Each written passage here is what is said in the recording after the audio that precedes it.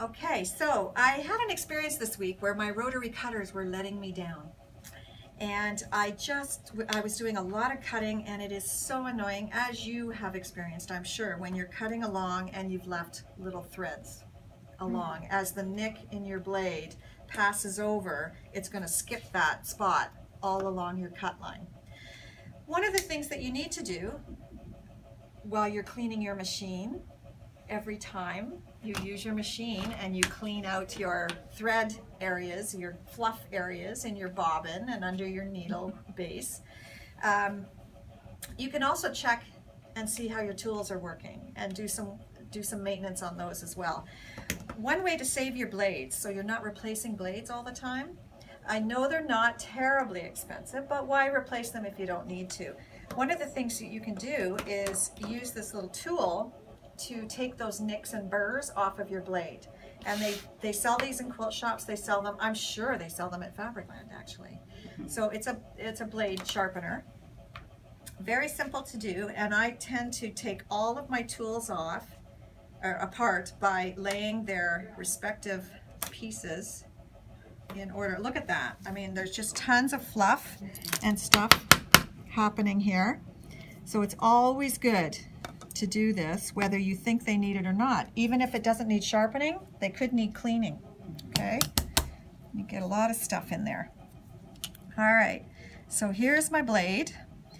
I'm going to take it, and there's a little double-sided screw piece here, and you want to get it sort of centered. Okay, get that in there nice and tight. All right, so the blade is between those two sides of this tool. On the circle, there's a rough side and a softer side. Okay, this is to take the burrs off. This is to finish the sharpening. Okay, it's a really basic thing. It's sandpaper, people. So, but this little tool does help with not cutting your fingers or doing any damage while you're doing this. Okay, so we want to start with the rough side. Take any burrs off, just takes a few turns and press hard. Then you're going to take it over to the softer side and finish that edge of your blade. You need to then turn that around and repeat. Okay, so I'm going to turn it, press again on the rough side, put it over to the softer side, and finish that edge. About the same number of turns on both sides. I don't even count anymore because I'm pretty religious about doing things the same way all the time. All right, make sure that all parts of your tool are cleaned. And Val should have been doing this long before today, it looks like. They do get kind of goopy too. All right, so this goes under there. The blade comes next. Then my little, make sure you get that on right. Everything should slide nicely. Okay, then my washer and my screw. You'll know if you've got it on right or not. It'll tell you. Yeah. It's not working. I would force it. Okay, and I've got that backwards.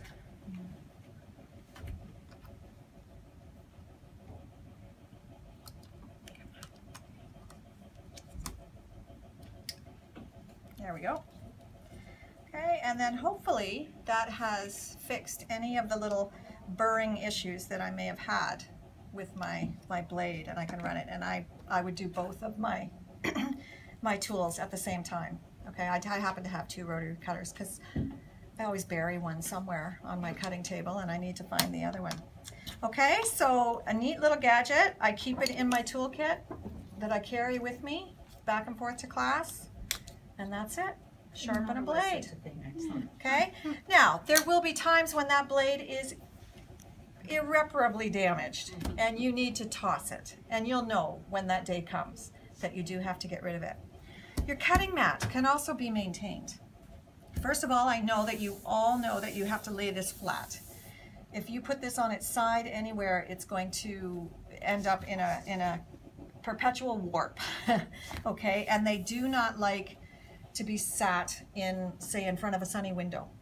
That will warp it as well. Okay, so keep it as flat as possible whenever you're transporting it or where it is in your home. If you find, and this mat is starting to show some age, you can see that it has permanent lines of cut, because I tend to always cut in the same place. I don't know why I do it, but I do. And I try and fix that by rotating my mat so that I do hit other areas of the mat, but inevitably you're going to end up with a mat that's well worn and you need to clean that up. There is a tool out there, has a little handle on it, and you rub it back and forth across the mat. It works fine, but I've used sandpaper and cleaned up, because what happens is sometimes these raw edges just gets full of fluff and stuff from your fabric, from your threads, from whatever. Batting's the worst. If you have to cut your batting and you like to cut it with a straight edge for whatever reason, there's many reasons why you might want to do that, like making a join in the center, so you need a perfectly straight edge in order to piece your batting together. Batting leaves horrible fluff in your cutting mat. But if you take a light sandpaper, okay, over it, it'll smooth it out. It'll get rid of some of this for me. Wipe it down, because your sandpaper will be green. And you don't need to use a rough sandpaper. A fine sandpaper will do. Clean it off. Okay, kitchen scrubbies work. I prefer sandpaper. I like it. I like to get a nice smooth finish back on my mat. But it has to be something that's going to grab these threads and things that are getting stuck in the mat. And I just pulled 2 threads out of here this morning. So just keep your stuff maintained and you won't have any problems with having to replace often. The other thing you can do, guess what? It's the same on this side as it is on the front side. It just doesn't have all those lines, but you shouldn't be using those lines for measurement anyway. You only use the lines of your ruler for measurement. Okay, you can use the line for straight edge if you wanted to. When we do our binding demo, I use a line for a straight edge, but I never use it for measure. Okay? Good. All right.